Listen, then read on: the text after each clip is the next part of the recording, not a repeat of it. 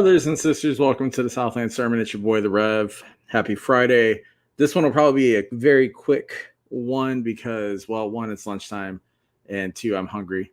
But also, it's been a crazy week with some things going on, so I wasn't able to do this last night. But yeah, it was a fun week last week, a fun week this week. Lots of fun news around the FCS, obviously, with the things going on. But let's talk about the games from last week. First of all, Houston Christian wore your shirt last week on the show. Actually, wore your shirt the past 2 weeks on the show. Supporting y'all. And you went to Terre Haute. You beat Indiana State 27-24. Nice win. Nice win for you. I'm really, happy for you guys. Eli Brickhandler had a nice game. 12 for 18, 107 yards. Threw for a touchdown. Also, I think he went for like 70 yards, had a rushing touchdown. Nice all-around game for the Huskies. Their schedule definitely does get harder, but hey, a Southland win over a Missouri Valley win, no matter how bad the Missouri Valley team might be, is good for the conference. So shout out Huskies. Hope you're having fun at CBS this week.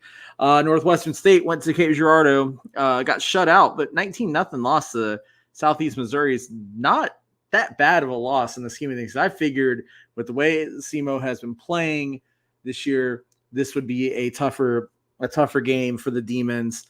But man, if Northwestern State could get their offensive woes to get solved, their defense has kept them in games, and their defense looked really good against Southeast Missouri State. Let's see. Lamar went to Conway, played the team who have the best offensive player and the best defensive player in the FCS. I don't care what anybody says. Shunderick Powell is going to win the Peyton if he can keep this going. But 34-14 was that final. It's not a bad loss for Lamar. It's a nice ranked win for UCA. I don't think this shouldn't have hurt Lamar in any sort of polls. But yeah, there's some folks who say that Cam Miller should be looking at the Peyton Award. No, it's Shunderick Powell. Shunderick Powell is doing more with less, and his stats are insane. Southeastern Louisiana went to Stephenville, went toe-to-toe with Tarleton State. Tarleton State almost gave that game away. 36-33 is that final. And then McNeese, the team who 2 weeks ago, I flat out said sucked on here. I also referred to them as Mid-Neese State. But man, they went to Ogden, beat Weber 28-26. Nice win for McNeese. There, I said it. Nice win for McNeese. My biggest thing with McNeese, and I'll say this, and I said this whenever I was on the Blue Bloods with Zach McKinnell this week. McNeese has the ingredients to be a very potent team. They just have to play a complete game. And the only team they've done that against is Alcorn State. I think they like the pressure being on them. I think they like being the cardiac Cowboys. But you look at this game against Weber, scored on the first drive, and then what they do? Rest of the half, nothing. This is kind of the same thing happened, like look at Tarleton. Awful first half, better second half. Look at Southern. Awful first half, come and get the win in the fourth quarter. Like if McNeese could play a complete game, especially if they get Micah Davies playing as well, they could be undefeated. They could, well, not undefeated because they were lost, but they could run through the Southland undefeated. They have the weapons. They have Clifton McDowell, a quarterback who, has done what he's needed to do to get the wins. But man, you got to play all four quarters. You got to play a complete game. You don't want to keep depending on being the cardiac Cowboys, because let's say you do when you get against a team like Incarnate Word, you get against a team like Lamar, that's going to come bite you in the ass at some point. You can't keep doing that. I mean, honestly, I almost bit you in the ass against SFA with some bad coaching decisions away from beating McNeese. So shout out to the Cowboys. Nice victory. But guys, give us 4 quarters. Okay. Give us 4 quarters. Hey, Jim, nice. Have fun at that store headquartered in Bentonville.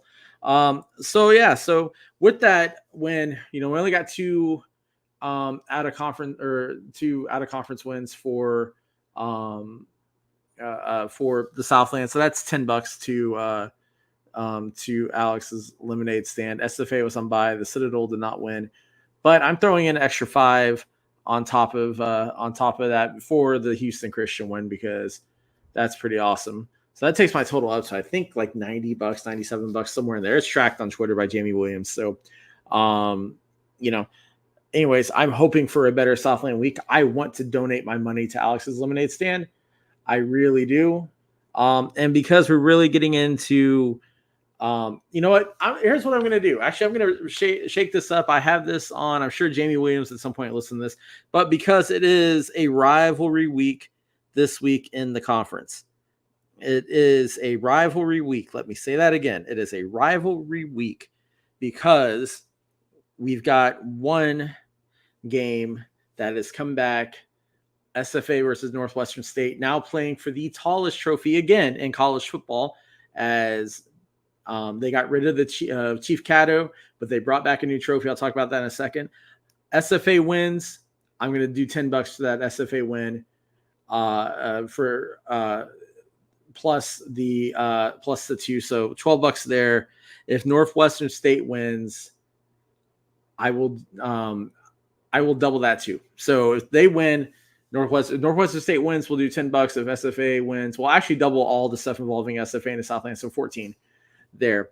So let's see how that goes, because that's going to be a fun one. So let's talk about the games real quick so I can get into talking about the trophy, because it is pretty cool. McNeese, they're coming to Houston to play Houston Christian. Clifton McDowell's going to be not far from where he's from. He's from Spring, which is, for those who don't know, is north side of Houston. So this will be a fun one. Like I said, McNeese got to play all 4 quarters. Houston Christian's a team you can do it against. Houston Christian has looked better in the past couple of weeks.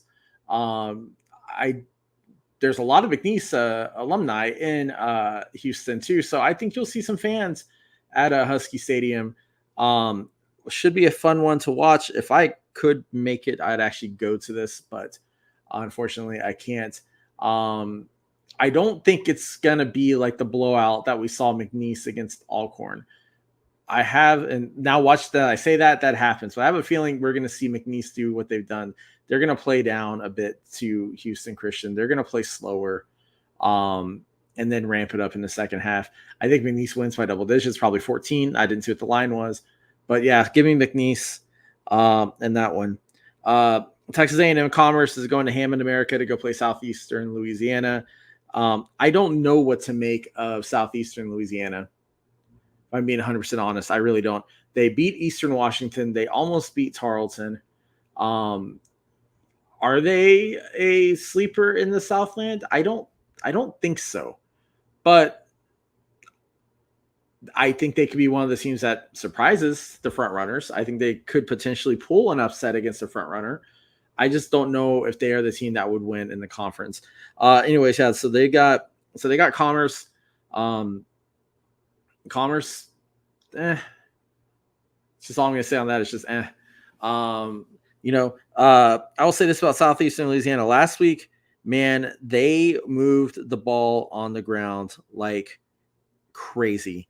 Some of these stats are just insane. Antonio Martin Jr. went 32 carries, 206 yards, 3 touchdowns. That's what you want to see, especially when Sawyer at quarterback just did not have a game. No, it threw a pick.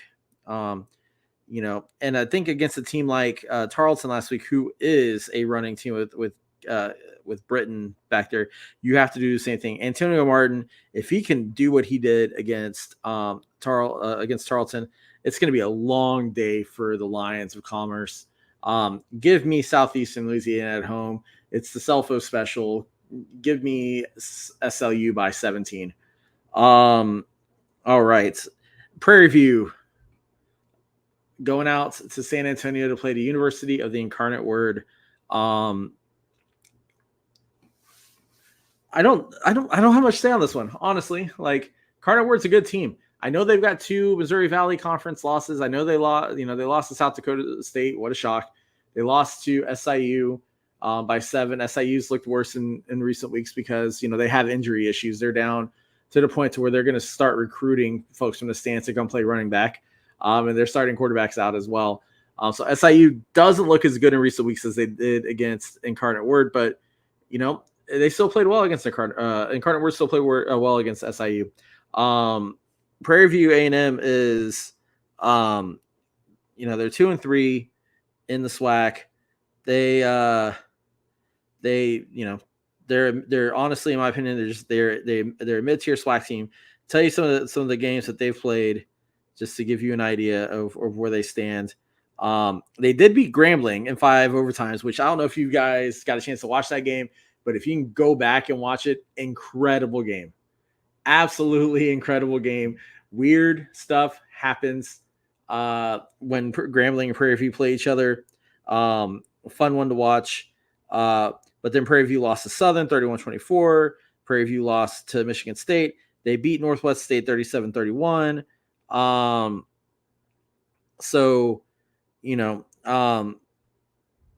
This Prairie View is honestly a mid team. Incarnate Word, in my opinion, yep, they're sitting at 2-2. They're not a mid team. They're a lot better team. They should still be in your top 25 if you're voting and watching this. They have no reason not to be. Their 2 losses, we're against ranked teams. Give me the University of the Incarnate Word over Prairie View. I think Incarnate Word is going to move the ball over the Prairie View defense. Give me Incarnate Word. Give me them by 21. Nichols is going to play Southern in Baton Rouge. This is a nice, close regional game. I don't know if any of you guys have watched Nichols play this year, but Colin Guggenheim is a beast of a player. And that dude with the eye black, with the neck roll, that dude looks like a freaking linebacker playing running back. It's insane. And then I believe they get Jalen Spears back as well this week. Nichols is a good team when they have their weapons. The only thing is they do struggle with quarterback protection. Corey talked about it. They're one of the teams that can't protect McQuaid that well. But it doesn't matter when you have Guggenheim running the ball. And Southern struggles against the run. Think about when Southern played McNeese. Clifton McDowell was 1 for 4 for 26 yards that game. Now, Six Killer came in. I think he was 6 for 8. But McNeese moved the ball on the ground. This is what Nichols does. They move the ball on the ground. So, nothing against Southern. I actually like Southern a lot. But I think Nichols is going to take this one, take it big. This is your slap the money on the table. If you can get a good line or you get a good money line, take it, but take Nichols. I think Nichols wins big. And so right now this is looking good for Alex's lemonade stand. And real quick, before I get to the rivalry game, give my shout out to my boy Dennis. He sent me $30 just now to add to the Alex's lemonade stand run. So shout out Dennis, you're my boy. Looking forward to seeing you next time I make it up to NAC. I know I'll be there for Incarnate Word. I hope you'll be there too. Trying to figure out what games I can make in October, but big shout out. Also give you a shout out on the social media as well. And then lastly, the game of the week, the fun game of the week. It's weird because we hate each other, but we don't hate each other. Like SFA and Sam was pure unbridled sort of hatred for each other. This was go mess with your campus, vandalize things like that sort of hate. SFA Northwestern State is hate, but it's not hate to that level. It's weird. It's almost like a mutual, respectful hate. Like there are good people in Natchitoches, to quote Kobe Carthel, but just not this week. But no, like it's to me, this is probably one of the most fun rivalry games. It is the battle for the Chief. The Chief is back. So for those of you who don't know, SFA Northwestern State used to play for a trophy called Chief Cato, 7'6" tall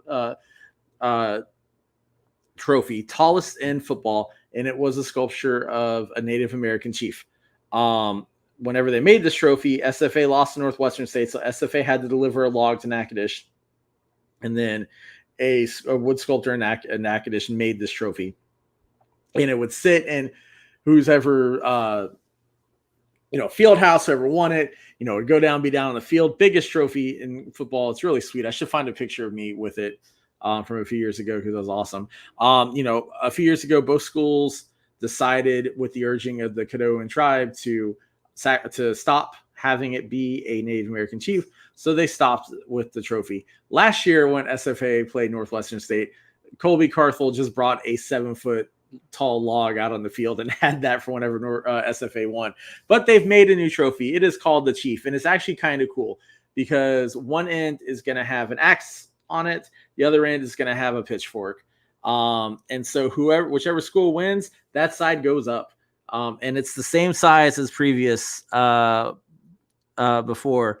I posted a picture of it on Twitter. I believe I'll do it again. I could pull it up here, but I'm just inherently lazy to pull. Actually, you know what? I can look real quick and see if they have it up. I'll see if I can share my screen. But it's a very cool looking. It's a very cool looking trophy. I don't know if they have the new images up. I'll have to go pull it from the I'll go put it on my Twitter later. I don't want to keep looking for it, but yeah. So one side's an axe handle or axe head, one side's a pitchfork. Whoever wins has their end sticking upright, and then they're gonna have the scores of the game etched into the log. And yeah, the log will be 7'6", and so it's very, very, very, very cool. And yes, Chad, I am effectively blind. I have horrible vision. It doesn't. It's just what it is. I've learned to deal with it. So anyway, this game is going to be a fun one for a couple weekends. Northwestern, for a couple reasons. One, it's a rivalry game, so throw out the record book, throw out anything because these games are absolutely fun. SFA is sitting at 2-2, coming off the bye week. With their wins against Northern Colorado and North American, so that they may want to keep the trend going of beating teams that have North in their name. But then they also had the lost by 15 to UNT, and then that loss against McNeese that I've already touched on and don't want to touch on again. Northwestern State hasn't gotten a win this year. First year coach Blaine McCorkle is getting things going. Honestly, he really is starting to right the ship. I think if you go watch the game against SEMO, you can see that their defense is pretty good. Thanks, Ron. Their defense is pretty good. Their offense, though, has struggled this year. The game is in Nacogdoches. It's not Parents Weekend or anything like that. It is a blackout game, though. It is the Colby Belcher game, though, which is a bit of a sad story, but they do honor Colby's memory, and it's a pretty cool thing. But yes, it will be a blackout game. So if you are going to Nacogdoches, wear black. It shouldn't be hot. It should be actually pretty nice temperature wise. But yeah, this will be a fun one to watch. Will I be there? I don't know. Trying to figure that out. I got some things going on Saturday morning, but if I can make the drive up 3 hours to Nacogdoches and get in and watch the game, I will. Also, which will be fun if you follow college football, the stadium tour. Follow our boy Mike on Twitter. He will be in Nacogdoches for this game. He'll be coming from College Station up to Nacogdoches to check this out. So, yeah. So with this, SFA, Vidlak's looked really good at quarterback. He's been able to pick apart defenses that aren't good. The wide receiver, the SFA offense has looked pretty potent. The thing is that's gotten SFA this year has been some questionable coaching decisions and questionable behavioral things by players. And you can't do that in this game. You've got to utilize all your weapons. You've got an All-American kicker. You better use him to kick it if you got a chance for three. Again, Northwestern State's defense looked really good. Offenses has struggles. You can call me a homer here. I'm taking SFA. I don't think it's going to be a blowout, though. I really don't. I think it's going to actually be a pretty close game because of what it is. Give me SFA by 10. That would be what I put my money on. I haven't seen what the spread is. But it should be a fun one to watch. And so, yeah, Northwestern State is going to be a very, very, very fun game. Chad asked if McNeese is legit. I'm going to touch on this real quick. I did say it earlier. If McNeese could play all 4 quarters of a game, they could be a very legit, potent team. They can also play spoiler to Incarnate Word and to Lamar. And when they play Lamar, that'll be fun because those McNeese and Lamar do not like each other. And those schools are an hour and a half from each other. They're very, very close. The thing with McNeese is that Clifton McDowell has come in and said, he came in, he said, I bet on myself. And so far his bet has paid off. And the discussion, you got to look at him too. You look at his stats. He's only had 2 turnovers this year. Like, he has played very, very well at the football. He's protected the ball. But McNeese also, they've been without their star defensive player, Micah Davey. You get all the ingredients together. You get a consistent performance out of them. You get not just a cardiac cowboy performance. You get a 4-quarter performance out of them, and they are a very dangerous team. It's just they haven't done that. They haven't played for 4 quarters, with the exception of Alcorn State. They played down to Southern, a team they should have mollywopped, and they didn't do that till the 4th quarter. They, they had to come back against Charleston, a team who, honestly, I think if they played again, McNeese would beat them. I'm dead serious. You can come at me, Texans Barstool. Like, I'm being dead serious. You guys choked away that game. McNeese figured out how to stop. Almost choked away that game. McNeese figured out how to stop you. Now, granted, you didn't have your starting quarterback, but I think, too, if they were to play now with McNeese more comfortable in their skin, that would be a different game. So yeah, are they legit? I think the answer is yeah. Look, they are legit. Are they going to win the conference though? I don't know. Would it be fun to get them playing Montana in the playoffs? Absolutely. I would be here for that game. Hell, I might even try to find a way to go to that game, because that would be fun to watch.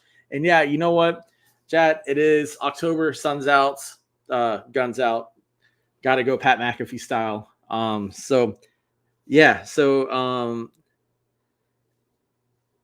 Yep. And so these are upcoming. SFA and Lamar is going to be a fun one too. I think that's really going to be a test to see if SFA could surprise folks in the conference. Yeah, they already have one conference loss against McNeese. They can run through the rest of the conference. You have to look at SFA as a playoff team. And then McNeese and Incarnate Word, not UWI, it's UIW, October 19th. So October is going to be a fun one in the Southland. Quick admin stuff before I go get some stuff. I'm talking to some folks to potentially come on and do this with me in the fall. I would like to do a potential Southland mid-year recap. There is a certain hero writer that owes me. He doesn't really owe me anything, but said he'd be on the show, so we're going to try to get him on. Zach and I have been collaborating on some stuff from Blue Bloods. I would like to potentially see if I can get him back on as well. And there's some other guests along the way that I'm going to work with. So we're going to have some fun October shows, especially because once we get in November, my work crap goes absolutely crazy. So anyway, this is it. I'm going to make this one short and sweet. Have a wonderful weekend. Before you go, I assume you already like and subscribe to FCS Fans Nation because you're getting these notifications, but make sure you go watch the shows. Ron, I know you watch all the shows. You are a good fan for doing that, but outside of that too, make sure you follow all the other folks, FCS Fans Nation Radio and their push of Alex's Lemonade Stand. Make sure, follow Sam and Sam Herder at Hero Sports. He and Zach have a fun show that comes out on Wednesdays. Also, everything in the FCS sort of umbrella. HBCU Nightly is a great channel to watch if you want to follow Swack, Miak. They are hoots. Absolutely love them. Make sure you like and follow. Do all the national support that you can do. Real quick, big comment here from Dennis. He says SFA is favored by 31.5. Dennis, I don't think it's the defense versus Northwestern State's offense. I think Northwestern State's defense is what's going to give SFA a bit of a struggle, just like you saw with Northwestern State and SEMO this past weekend. I don't think Northwestern State's going to score much. They might score 7. They might score 10. They might not score at all. But I don't think SFA is going to beat them by 31.5. I will take the under on that. And we could have a fun gentleman's wager on that if you want to. I'd love to be wrong, and I'd love for SFA to absolutely blow them out because it's a rivalry game. But looking at it holistically and as neutrally as possible, I don't see SFA beating that spread. You know what? If we can do it, a beer to the winner at a tailgate. So, anyways, guys, have a wonderful weekend. My work phone's starting to blow up. I will talk to you guys later. Enjoy football, enjoy this weekend, and we'll see you next week.